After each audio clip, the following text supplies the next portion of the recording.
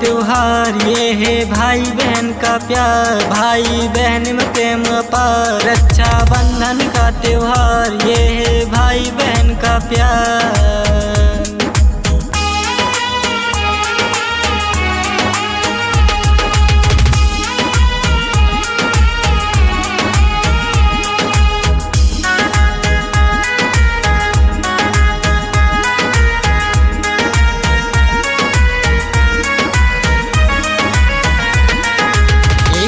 से भाई बहन का दुनिया में विस्तार हुआ, भाई बहन में प्रेम रहे, रक्षाबंधन त्योहार हुआ।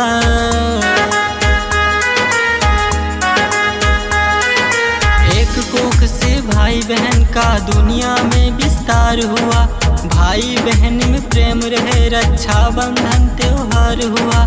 प्यार का डोरा बंधे कलाई, प्यार का डोरा बंधे कलाई, प्यार में डूबा संसार। रक्षाबंधन का त्योहार, ये है भाई बहन का प्यार, भाई बहन में प्रेम अपार। रक्षाबंधन का त्योहार।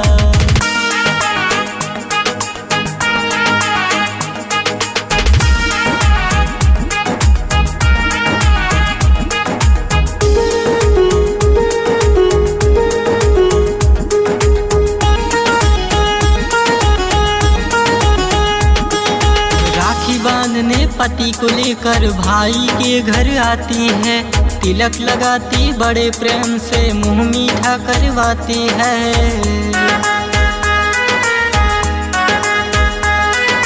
राखी बांधने पति को लेकर भाई के घर आती है, तिलक लगाती बड़े प्रेम से, मुंह मीठा करवाती है।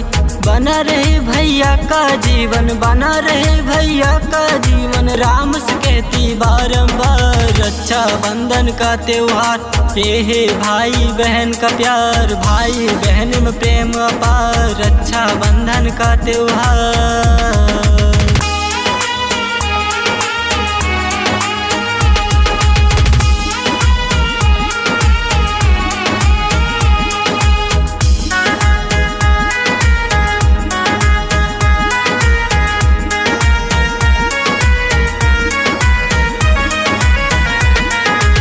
भाई भी तो बहन के ऊपर अपनी जान छिड़कता है, देता है उपहार बहन को जैसा जो भी कमाता है।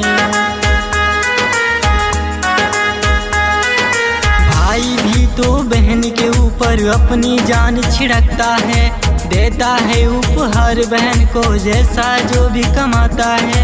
मोतीलाल अमर सतीश, मोतीलाल अमर सतीश, लाए मिठाई जाए बाजार। रक्षाबंधन का त्योहार, ये है भाई बहन का प्यार, भाई बहन में प्रेम अपार। रक्षाबंधन का त्योहार।